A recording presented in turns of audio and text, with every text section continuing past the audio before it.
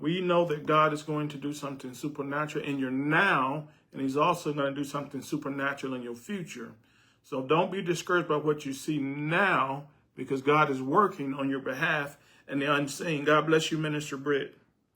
See, God doesn't mess around with Satan until Satan mess around with you. You got to know that God has your back, and God doesn't mess around with Satan until Satan messes around with you. Isn't it awesome to have a God who's able to protect and keep us? When pressure comes against your life, you got to push back. This is a pressing way. So when Satan comes against your life, you got to push back. God bless you, Minister Hughes. See, God is with you in your ups and downs of life. God is with you. God is with us during the ups and downs of our life. But tonight, when the devil attacks you, he's attacking God, and the devil will never be able to defeat God. So when the devil attacks you, he's attacking God, and he'll never be able to defeat God. And if he cannot defeat God, he cannot defeat us. He cannot defeat us. See, God is greater than the odds against us. That's enough to shout all by itself. God is greater than the odds against us. And so I'm so excited about what God is doing for us. And so when the enemy come up against us, we got to learn to push back. God bless you, Evangelist Mosley. So I'm thanking God tonight for the word. But first, before I get started, I truly want to give honor to our overseers tonight, Dr. Claude and Dr. Regina Harris. Thank you so much for being a part of this evening's life class. I give honor to our senior pastor on tonight. God bless you, great man of God, and thank you for the word that you declared on Sunday. And I thank God for my co-laborer in the gospel, Pastor Danielle Harris. Thank God for you. But tonight, and I thank God for each and every one of you who joined this evening's life class. And so I'm so excited to be able to break the bread of life with you on tonight. And so I just want to encourage you, won't be before you long, but I just want to encourage you on tonight. So tonight, I just want to encourage you that we cannot allow pressure to cause us to conform to what's happening around us. Have you ever felt immense pressure to compromise your values, your beliefs on what you know is right, just to fit in, to avoid trouble? Because we're going to experience pressure that's going to come up against us to try to cause us to compromise our values just to fit in. See, there's a universal desire for acceptance and the fear of consequences. People want you to conform to be accepted into their groups and their cliques. And a lot of people have the tendency to compromise just to fit in. And so in an effort to avoid trouble, they compromise. See, today we're going to look at a story in the Bible that you're very familiar with. And it's a story that you've heard taught several different ways. And it's coming out of Daniel chapter 3. And it speaks directly to this struggle, pressure to compromise. And it's an incredible account of 3 young men who faced an ultimate test of faith. When you look at when we look at Daniel chapter 3, we find that we have these Jewish young men who've just been taken captivity, and they've been brought into Babylon. And when they're brought into Babylon, they had unique names. One was called Daniel, one was called Hananiah, one was called Mishael, and one was called Azariah. But when you look at the meaning of their name, Daniel, his name meant God is my judge. Hananiah, his name meant God is gracious. Mishael, his name meant God is without equal. Azariah, his name was "The Lord is my helper." See, their names revealed who they worship. And it's so important to understand that the context of this lesson tonight. Their name revealed who they worshiped. But as soon as they got to Babylon, Nebuchadnezzar decided that he needed to change their name. And so they were given new names. The name of Daniel became Belshazzar, which means Baal will protect. The name of Hananiah became Shadrach, which means inspiration of the sun. Mishael, or Meshach, which means belonging to Aku. Azariah became Abednego, which means servant of Nego. So they went from name being identified with who they worshiped, which was God, given new names that identified with idolatry. And anytime the enemy tried to get us to compromise, it'll always lead to idolatry. And so that's what our story begins tonight, the context of our story.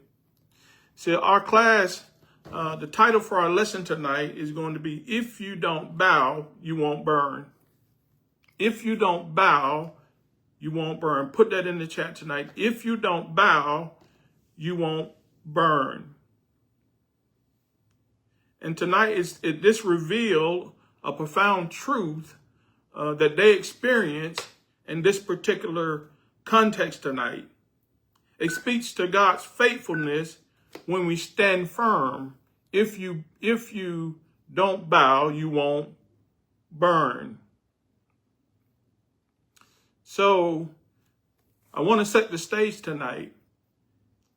In this particular story, Nebuchadnezzar had built a golden image, and he had given a king's decree. So when you look at Daniel chapter 3, you get a glimpse of Nebuchadnezzar's power. King Nebuchadnezzar, the most powerful ruler of his time, he builds an enormous golden image. So he built this image, this huge statue for idol worship. And see, that's what people do. That's what we have in our country, is we got a lot of idol worship. And so because there's a lot of idol worship, they want people who believe in God, who trust in God, who follow God, to leave the worship in God and begin to have idol worship. Because their name, it signified who they worship. So ultimately, this story concerning Daniel, Shadrach, Meshach, and Abednego is one about worship and refusing to compromise.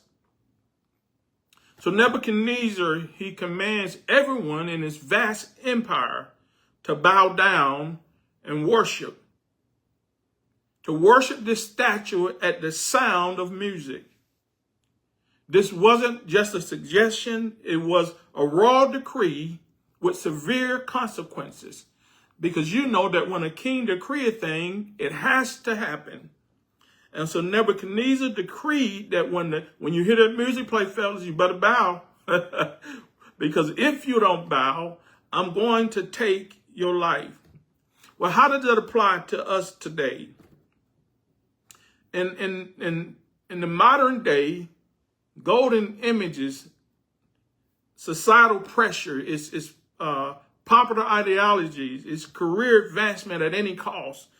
Those are idols, those are images.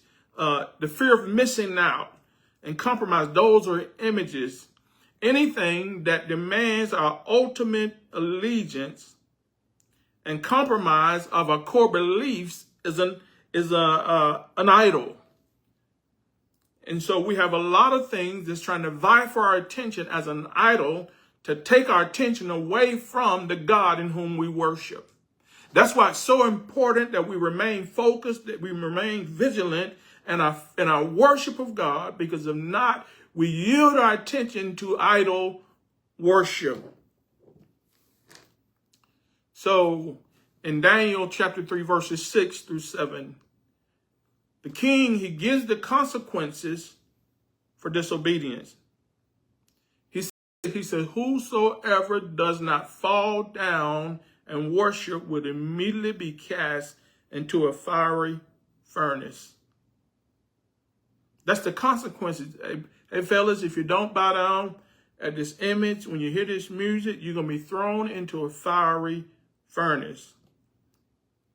It's a terrifying, non-negotiable threat. This was a matter of life and death, not just social awkwardness. You're going to die unless you bow and worship.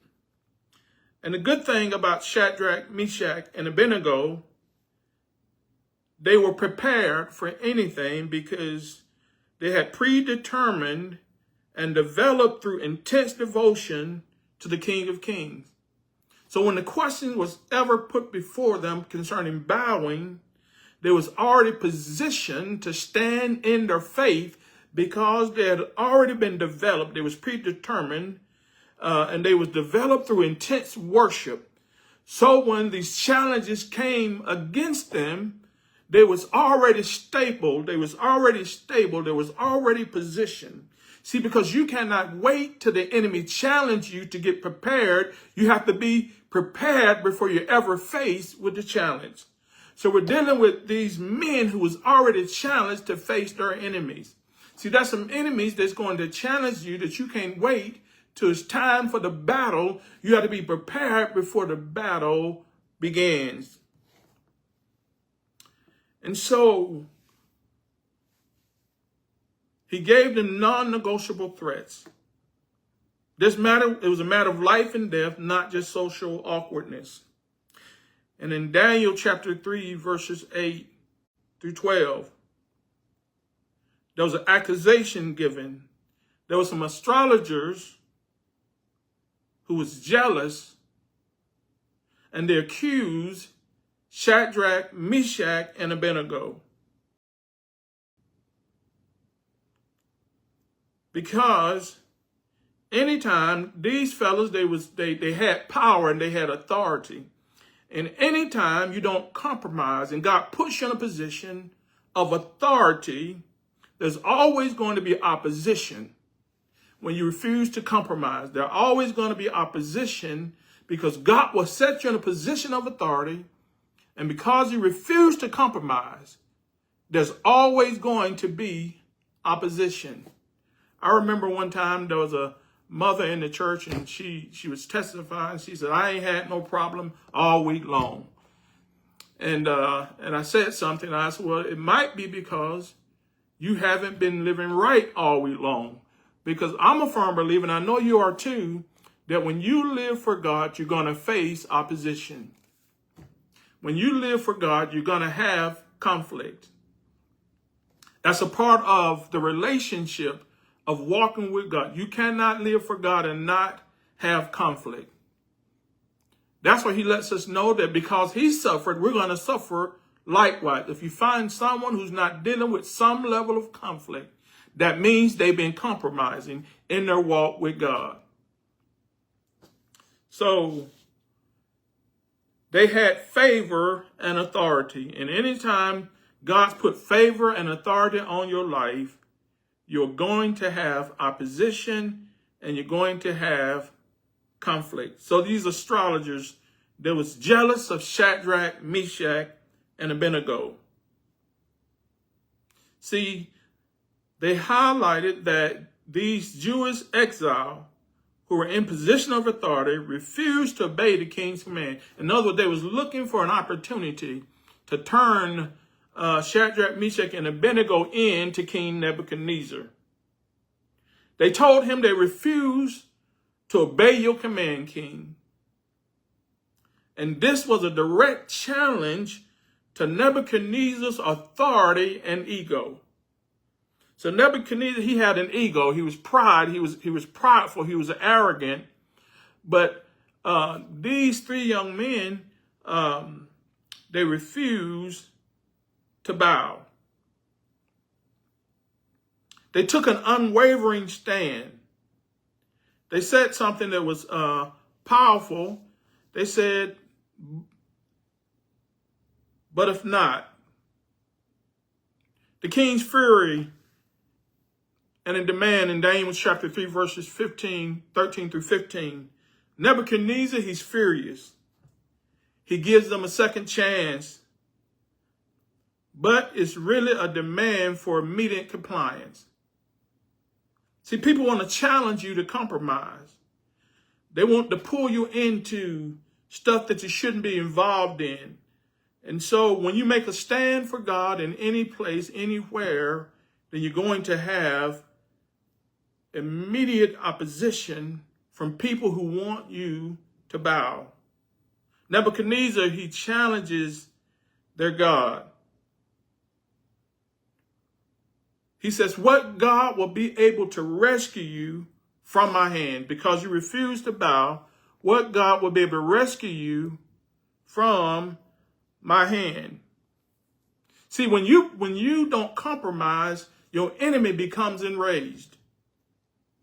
There's some people, I guarantee you right now, there's some people, if you've been living right and you've been refusing to compromise, there's some people right now who's in your space who don't even like you.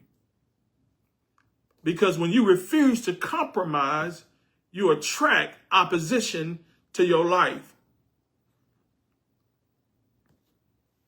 So when you come, so he puts Shadrach, Meshach, and Abednego, he puts them in the furnace. But listen to what the king says. He says,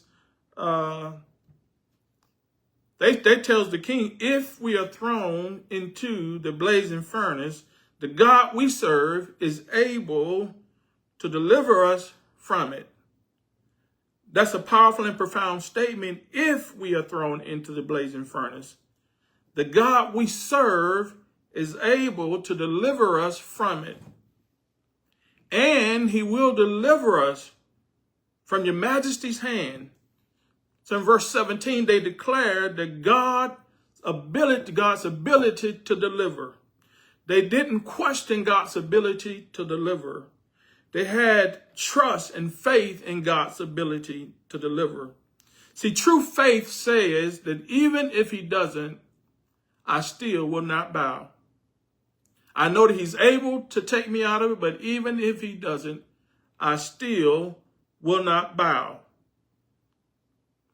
And that's faith talking. That's faith in action. And listen, I know he can put me in the furnace, but even if God don't deliver me out of the furnace, I still will not bow. See, they said something that was profound in verse 17. Take special notice of the word. He says, our God. That's a word of possessiveness. He said, our God, a word of possession. See, these men knew that they were in a special relationship with the Father. These men were the sons of God by faith. And see, that is a good relationship to be in when the fire comes near your life. He says, our God. Our God speaks of relationship. They was connected with God. There was a son of God through faith. And so they said, our God is able to deliver us. See, you can talk with confidence when he's our God, when he's your God, and you understand the connection that you have with God. You don't have to question God's ability because you're connected with who God is. So that's why they didn't question God's ability because they was connected to who God is. And that's why it's so important right now in the life of every believer that you establish a strong relationship with God so that when you're faced with opposition, you never question God's ability to perform whatever you need to accomplish in your life. You got to know that you're connected with him. Because these were men with the Son of God because they had a good relationship with him. You see, faithfulness will always, as I mentioned, faithfulness will always attract opposition. Faithfulness will always attract opposition. So if you're faithful, guess what? If you're not experiencing opposition right now, you're going to experience opposition. See, remember, standing for God will make you stand out and be targeted. Put it in the chat. Standing for God will make you stand out. See, standing for God will make you stand out and be targeted. The reason Shadrach, Meshach, and Abednego stood out was because they was faithful and they refused to compromise. But they said, but even if he does not, we want you to know, Your Majesty, that we will not serve your gods or worship the image of gold that you have set up. See, this is an ultimate statement of faith. Listen, I don't care if you threaten my life. I'm not going to bow. I don't care if you don't give me the promotion. I'm not going to bow. I don't care if you don't allow me to operate in your inner circle. I'm not going to bow. That's important, to make sure that you're so anchored in God that you refuse to compromise. You see, their obedience is not conditional on God's intervention, but on his character. So God, even if you don't deliver me out of this thing, even if you don't, things don't happen in my life the way I think they should happen. See, their obedience is not conditional on God's intervention, but on his character. Because God, even if you don't take me out of this, I know you're still God. God, even if you don't deliver me out of this, I know you're still God. God, even if I don't get that promotion, I know you're still God. God, even if things don't work out the way I think they should work out, you're still God. Because I'm not worshiping you based on your ability to intervene on my behalf, but I'm worshiping you based on your character. Because your character is unchanging. See, they chose faithfulness regardless of the outcome. And see, when you learn and you've been in this way long enough, you choose faithfulness regardless of the outcome. You don't freak out if the outcome doesn't take place the way you think it should, because you choose faithfulness regardless of the outcome. God, if you don't work this out, I'm still going to worship you. I'm not going to compromise. God, if you don't open that door, I'm still going to worship you. I'm not going to compromise. God, if I lose a relationship, God, I'm still going to worship you. I'm not going to compromise. God, if I lose a job, I'm still going to worship you. I'm not going to compromise, because my worship of you is not based on conditions. It's not based on conditions. It's based on your character. You're God. So they chose faithfulness regardless of the outcome. What does it mean to have a but-if faith? A but-if faith is trusting God's character more than his delivery method. God, I trust your character more than your delivery method. Because I'm going to have the victory. It may not look like it, but I trust you. I trust your character more than your delivery method. But he puts him in the furnace and he tells him, listen, I need you to intensify the furnace. So the king, he's enraged and he orders the furnace heated up 7 times hotter. He said, listen, he said, heat up the furnace 7 times hotter. And then I want you to put him in the furnace. Nebuchadnezzar, he's astonished. And he says, so they bind up Shadrach, Meshach, and Abednego, and they cast them into the flaming furnace fire. And Nebuchadnezzar is astonished. He looks in the fire, Daniel chapter 3, verses 24 through 25. And he said, didn't we throw 3 men into the fire? He said, look, I see 4 men walking around in the fire, unbound, unharmed. And the 4th looks like the Son of God. So he puts them in the fire bound up. Then he looks again and they're free. They're walking around. See, when we face our furnace for standing firm, we're never alone. See, God promised his presence in the fire. You see, God, he may not deliver us out of the fire, but he'll come in the fire with us. And see, that's what we have to be excited about when we're experiencing things. He'll never leave you alone. He may not take us out of that particular fire, but he won't allow us to experience it alone. God will come to our rescue in the fire. A lot of us have had furnace experiences in life, but we made it. A lot of us have had furnace experience and challenges in life, but we made it. So we experienced some stuff, some furnace experience, but we made it. And we made it because we refused to compromise. You see, fire is not a sign of God's absence. That's why you hear a lot of people, they freak out when they have a furnace experience, because they think a furnace experience or fire is a sign of God's absence. Fire is not a sign of God's absence, because God will get in the fire with us. Even when you can't see him, he's still there. So Daniel chapter 3, verses 26 and 27, they emerged unscathed. They walked out, not a hair singed, clothes unharmed, no smell of smoke, a complete, undeniable miracle. You see, the one thing about God, when God allow you to go through a furnace of affliction, God is preparing you for promotion. He's developing you during that experience, that furnace experience, but he's developing you for promotion. Nebuchadnezzar, he comes out unscathed. He didn't compromise his faith. He stayed faithful to the God that he worshiped. And as a result of that, their lives became a witness to Nebuchadnezzar. Nebuchadnezzar, he blesses God and issues a decree. Anyone who speaks against their God will be cut into pieces.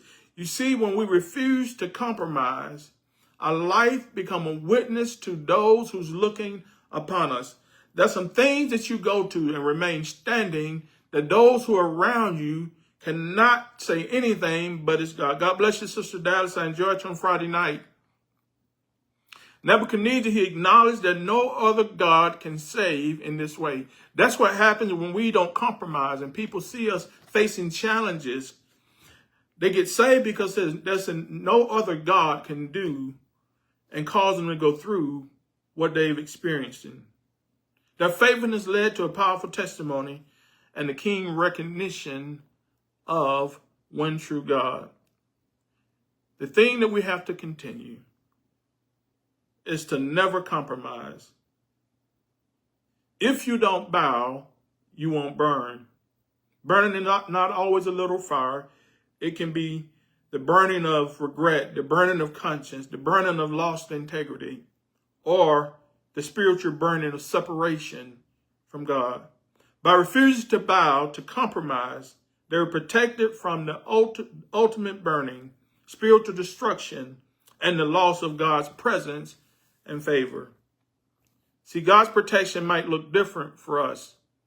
Sometimes he delivers us from the furnace, and sometimes he delivers us in the furnace. But God's faithfulness remains constant. So if you remain faithful, if you don't compromise, if you don't bow, you won't burn. Like Shadrach, Meshach, and Abednego, we have to choose to stand firm, trusting that God is able to deliver. And even if not, you still will not bow. So tonight, I just wanted to share those encouraging words. If you don't bow, you will not burn. And like I said, this challenge is going to always come up against us to try to pressure us to bow. But I thank God that we belong to a ministry like the New Life Worship Center, where we're encouraged to press our way on and to connect as a unified body of believers to continue to go forward in God, higher heights and deeper depths. Because I believe that God's going to take us to a place that we haven't experienced before, but we can't afford to compromise. We can't afford to compromise on our faith. We can't afford to compromise wherever we are, because we're representative of the King of Kings and the Lord of Lords.